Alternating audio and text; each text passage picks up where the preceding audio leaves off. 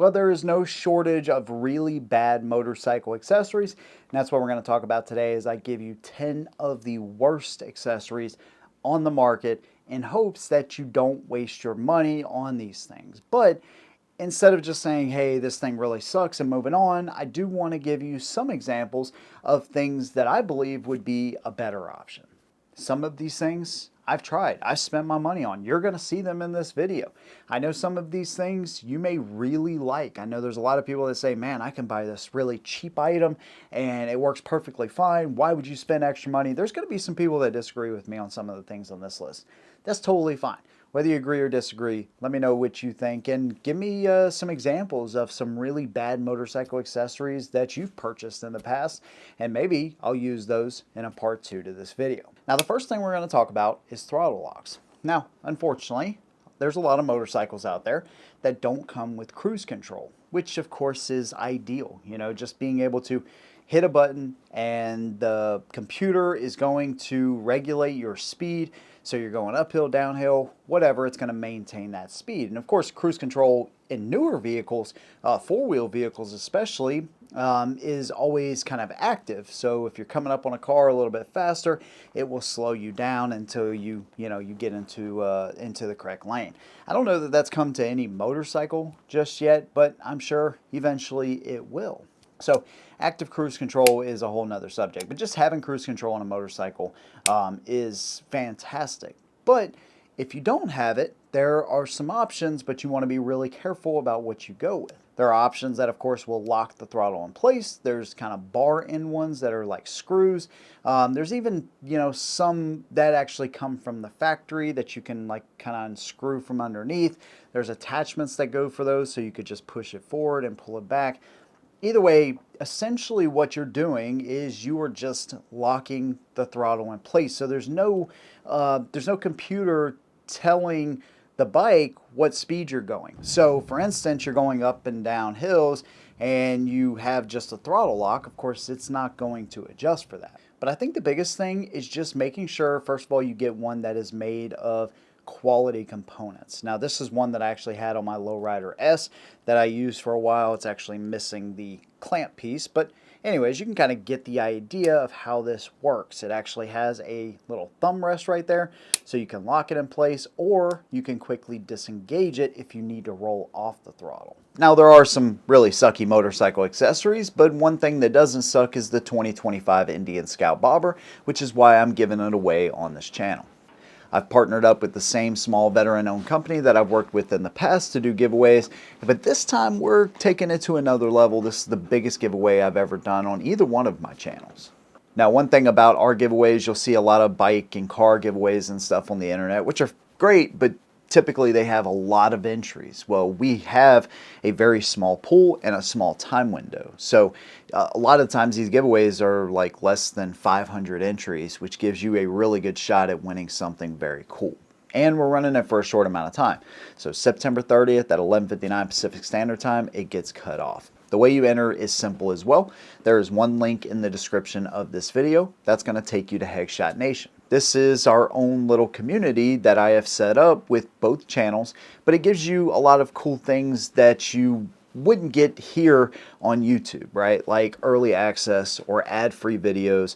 You also get exclusive videos. But there's also things like requests, right? A lot of times, or sometimes, requests get lost in the YouTube comments, right? Especially when there's a lot of them. Well, over here, you can shoot me a message. Hey, I want to see the Bobber versus the 101, or the Road Glide versus this motorcycle. Whatever you want to see, you can send those requests. If I can fulfill them, which a lot of the time I can, I will go off of those requests before any others. If you want to send me a message, any number of things, or any number of reasons you want to get in contact with me, all of that is there, and yes, there is an app for that as well. So, click the link in the description, sign up to Headshot Nation. It's 6 months for 50 bucks. So literally the price of a family of 4 going to McDonald's now, which is kind of sad, but that is the entry fee to get into Headshot Nation. 6 months for 50 bucks. You have a chance to win an over $13,000 Indian Scout Bobber. Very small pool of entries and a small time window. That's what separates our giveaways from a lot of the others. And we're supporting a small veteran-owned business as well. And you support me directly, so there's a lot that actually goes into it. Big thanks to you guys, and good luck to every single one of you. But getting one made of quality components is going to be huge because, again, when you're locking the throttle, you want to make sure that it's not only easy to set, but easy to take back off. I don't know about you, but the last thing I want is a screw in the bar end or something that's just, you have to access with your offhand, or just any number of things.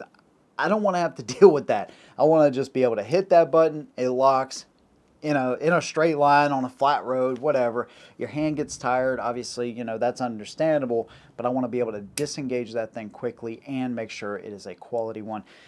This one right here, much more expensive than most of the other ones you'll find on the market, but to me, 150 bucks or whatever these things are that you can find them at is well worth it. If I'm going to lock my throttle, I want one that is going to be quality. So just kind of do some research on ones that you're willing to buy. Like I said, there's 4 or 5 different ones out there that you can get. The one from Atlas, in my opinion, is the best one though. I don't know why this is a trend, but it absolutely is, and I don't think it's going anywhere, and that is spiked parts. You have literal blade or knife shaped clutch levers. Axle nut covers come in a variety of different spiked form. I guess you could even say bullet antennas. While I think that would present less of a issue, there's even things like handlebars, like what I had on the 2020 Road Glide Special. While I liked the look of that, they still kind of came to a sharp point and then, of course, went down into the riser. Is there a chance that I could have went over those bars if I was hit from behind? Sure. But I think the biggest thing you want to be concerned with, especially anything that is on your throttle, your clutch hand, something on the intake. Obviously, if the bike falls on you, slow speed, any speed, that could present a real problem. Not only that, you have the worry of if you go down, the bike's sliding out, instead of it just kind of going down the highway, it happens to catch one of those spiky components and then it starts tumbling and doing all kinds of crazy stuff. Now here's one that can not only help you become a better rider, but will give you a lot less headache and save you a little bit of money. So I bought these kind of flat cones a couple of years ago when I started practicing on my Street Glide Special, I think. And they're like little raised discs, right? They got a hole in the middle of them. And while for the most part they will stay in place, there's always going to be 1 or 2 that happen to catch the wind, and they will actually end up rolling, across the entire parking lot, in which I got to go retrieve them. Or better yet, if you happen to run over one or accidentally flip one over while you're practicing, then it can catch the wind and again go across the parking lot. So the reason I like these though is because they're so convenient. You can put them in a saddlebag, you could even put them in a book bag and not really have to worry about it. So after practicing with my buddy Robert at Beat the Boss in Savannah earlier this year, he was using these little short cones, and so I used his link to go to Amazon, purchase them, and they actually do a really good job. They take up a little bit more space, they're a little bit more expensive, but they're going to stay right there where you want them. Now unfortunately, haven't had a chance to really use them a whole lot because I had back surgery very soon after I bought those and kind of found out about them, but I will tell you they are a heck of a lot more sturdy and stable than something like this. Plus you have a defined line, so if you're going 2 or 3 parking spaces, let's just say 3 parking spaces to start, where these, you can kind of lose sight of them a little bit.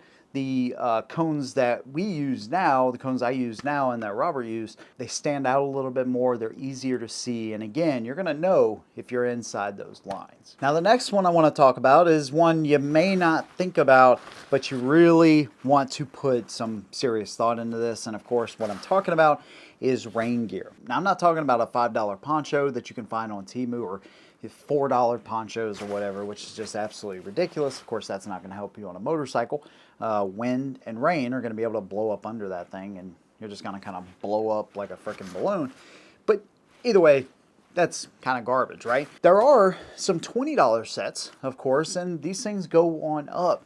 And it kind of is a get what you pay for type of thing. Not only is the material going to be a lot better, but you're going to have a lot less chance of any kind of rain actually penetrating through this. I was actually talking to a buddy of mine, and, and I asked him about rain gear, and he was like, dude, I bought a really cheap set one time, and the first time he went to go put a leg in that thing, ripped right up the frickin' side of it. Now, another thing you want to consider is getting one with reflection off of it and bright colored. So when it's raining, especially when you get, hit with a hard rain, it's going to be even harder to see you, right? Cagers don't see us already. Then you add low visibility, that makes it even worse. So going with an all black one, these are just the pants, so that's okay, but even the pants have reflective material on the side and towards the bottom of them. But the top is actually like a bright orange. Now I do have a black one that has reflectors on it too, but knowing what I know now, I would definitely, for sure, make sure that I get all of mine that are bright colored. Could be a potential lifesaver for you there, for sure. This one is kind of reinforced in the butt area and down the back of the leg to an extent. Again, to give you a little bit of reinforcement there so it doesn't rip down the seam. And overall, they do a good job. They got a strap on the bottom of them so you can run this under your boot, so it's going to stay nice and tight. Just don't do like what I did in a rainstorm last year, and I didn't zip it up all the way, and so by the time I realized that I didn't zip it up, of course I was soaked underneath. So as long as you got it zipped up and you got everything nice and tight, you shouldn't have any issues. Spend a little bit of money. I think I got these sets for like 60 bucks each, but it is well worth the money. The next thing I want to talk about has to do with backpacks. So while there are some backpacks out there that can provide a little bit of cushion if you were to go down, there's others that I've seen that look like they'd be more of a hazard. But aside from that, what you carry in your backpack could be a hazard to you. So let's say you're using just a regular backpack. I think I bought one from Harley Davidson like 4 years ago, and it actually has a Velcro strap, and you can strap it around your sissy bar. So I didn't actually have to wear it, but when I would wear it, I would carry a variety of things in there. Whether it was my gun, if I was going into work or something like that, or, a toolkit, maybe maybe a little portable compressor, maybe an additional shield for my helmet. Not really thinking, again, if I go down, what happens to some of those harder items if they make contact with the back of my spine? I mean, think about a wrench getting turned sideways and at the very right moment pushing into your lumbar. I mean, that's something I don't even want to think about.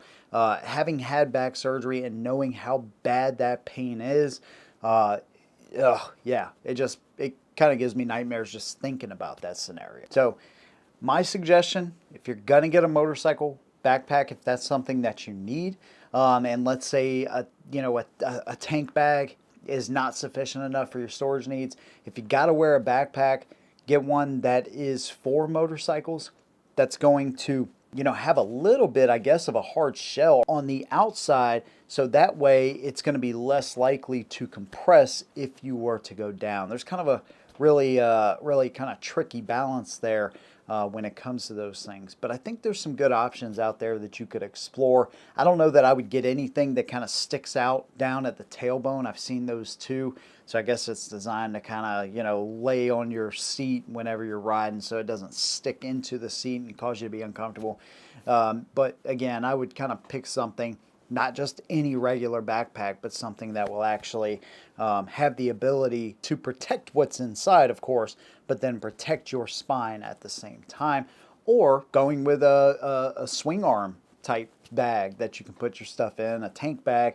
There's a number of different options that you can use. I mean, you even have like if we're talking about sport bikes, you have like those tail end caps where you can actually bungee stuff to that.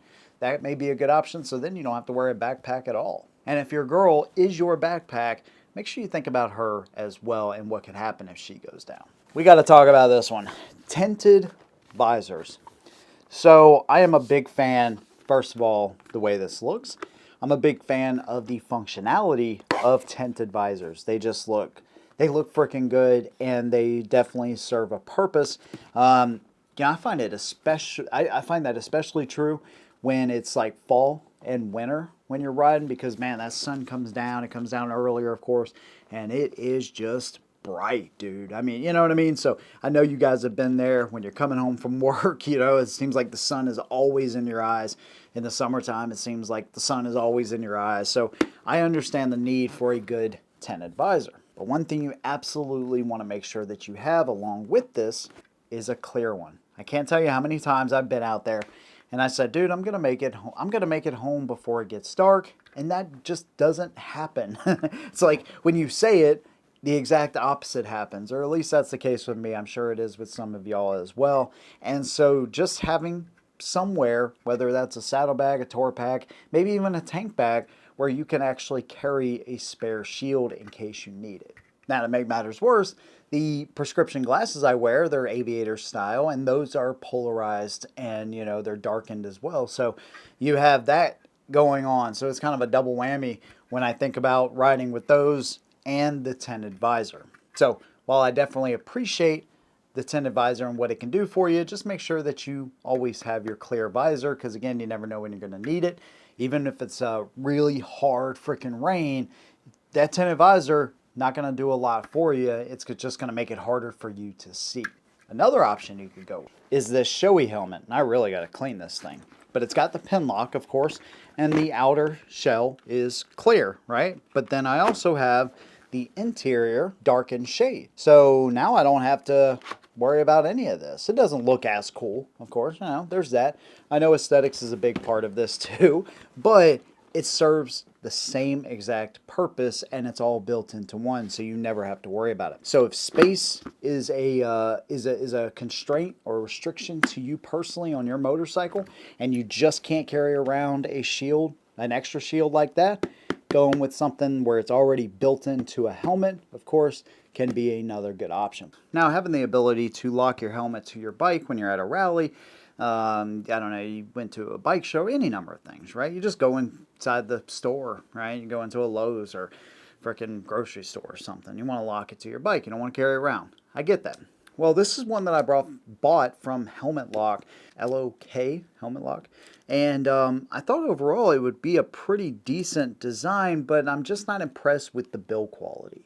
It's made of this zinc alloy. It's got a rubberized coating on the outside so it doesn't scratch the bike up. But it seems like they use the cheapest possible components in order to put this thing together. Now, it does have a combination lock, but again, everything just feels cheaply put together. It's got one of these extensions here, so if you got a showy helmet, you can slide it through the quick release setup. I'm just not impressed at all. Plus, you know, anything like this that you're running through a D-ring is susceptible to being cut as well. If they want it bad enough, they cut the straps, boom, your helmet's gone. So overall, I really don't like this setup. I've seen some better options. I know there's a host of different companies that make them. Harley makes them. Again, I'll leave a link down below to some of this stuff, so you could check it out, because I think it would be a better option. But basically, it's going to attach to the handlebar, and then it either has an actual key or a combo lock, and then you hook that through the D-ring. Just make sure it's far enough away from your tank, and they seem like they're better quality and harder to cut through because they're closer. This is just a carabiner, right? And so you can easily, there's enough space in here where you could easily cut through this. But again, the locking mechanism is the cheapest part. I kind of equate it to buying a doorknob for your house, and you get those really cheap ones that are made of this same type of metal. Same concept. Anyways, I just find that this is a pretty cheap option. Not impressed with it at all. One thing you could do as well is you could get one of the bike locks, right, that you would actually run through a wheel.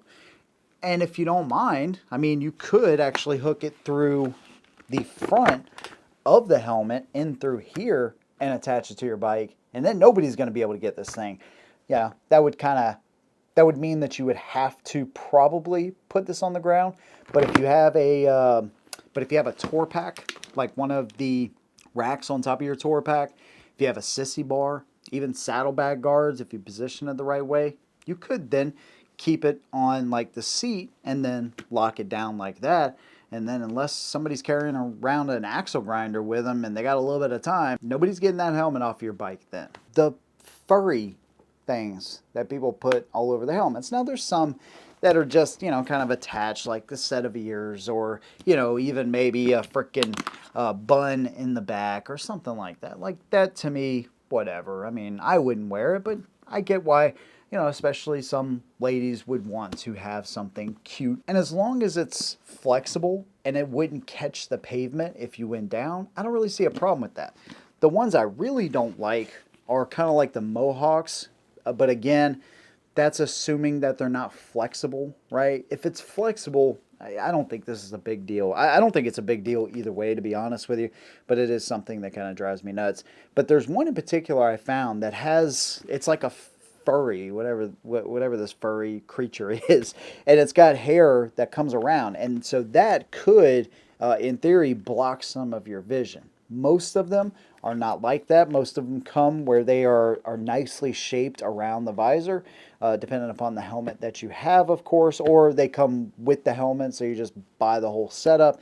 But either way, not a fan of pretty much anything that you stick on your helmet that is going to restrict your vision or cause your helmet to, again, kind of stick in the ground or cause like an abrupt movement to your head or neck if it were to catch something on the ground as you're sliding down the road if you go down. Now, the same could be said for something like my GoPro. I guess it is a possibility that it could catch something if I were to go down. I feel like something on the sides back here would have more of a possibility. Again, if that stuff it's able to just lay down flat, it's not a hard surface, or it's not like a hard form that's going to take a lot of pressure to break off or something, then I think it's fine. But anything that blocks the vision or has a chance to catch on the outside of your helmet could be an additional risk to you, again, if you were to go down. Now, the last thing I want to talk about are these little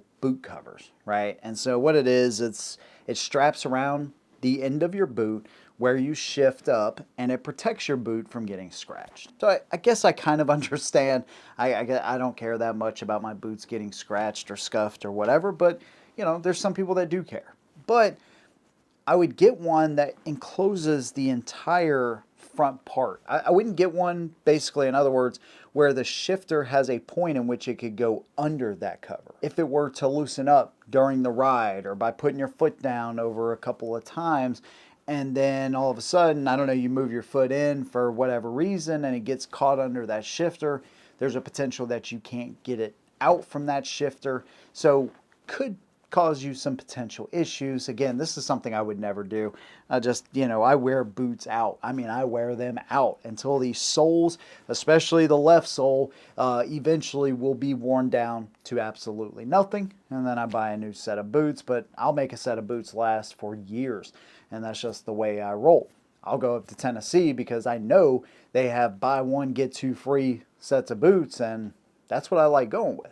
There's other boot companies made specifically for motorcycles. And while, yes, they are expensive, just like everything in this space, it seems, still buying good quality gear is going to last you a long time. But I, like I said, even a brand new set of boots, I'll shift up on that thing all day long. Well, typically I use a heel shifter anyway, so it doesn't bother me too much at all. But again, I'm not afraid to get my boots scratched up. But could be one potential issue if you do have one of those covers. So I hope that I gave you some good options, some good things to think about, and something that will potentially save you money as well. Now again, I want to hear from y'all, man. What are some of the worst motorcycle accessories you've ever purchased? Whether you agree or disagree with me. You may say, man, your list sucks. I think all of these things are fantastic. I buy the cheapest stuff and it always works for me. I'm sure we'll get some of those people too. Whatever your opinion is, leave it down in the comments below. If you like what I do, consider subscribing. See you in the next one. And as always, hold them down.